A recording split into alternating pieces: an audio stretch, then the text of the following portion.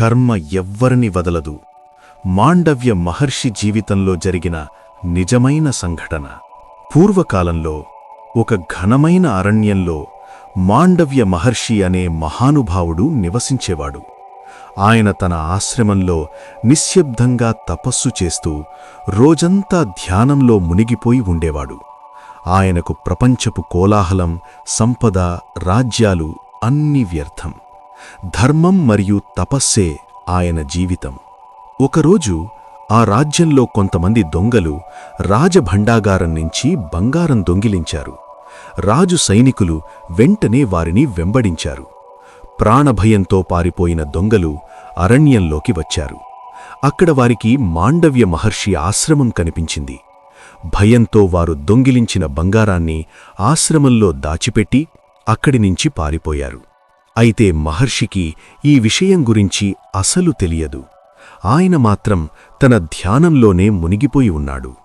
కొద్దిసేపటికి రాజసైనికులు అక్కడికి చేరుకున్నారు.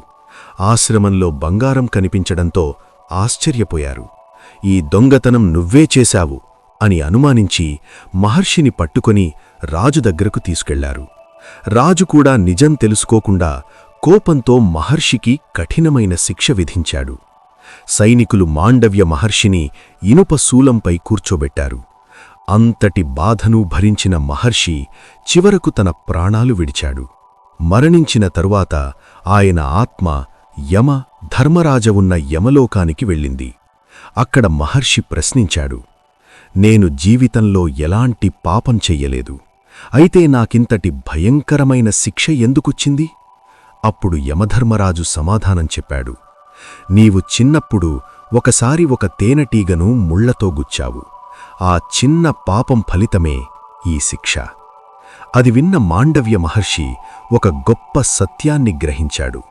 మనము చేసే ప్రతి పని, చిన్నదైనా పెద్దదైనా, ఒకరోజు ఫలితంగా మన దగ్గరకు తిరిగి వస్తుంది. అందుకే పురాణాలు చెబుతున్నాయి, కర్మ ఎవ్వరినీ వదలదు.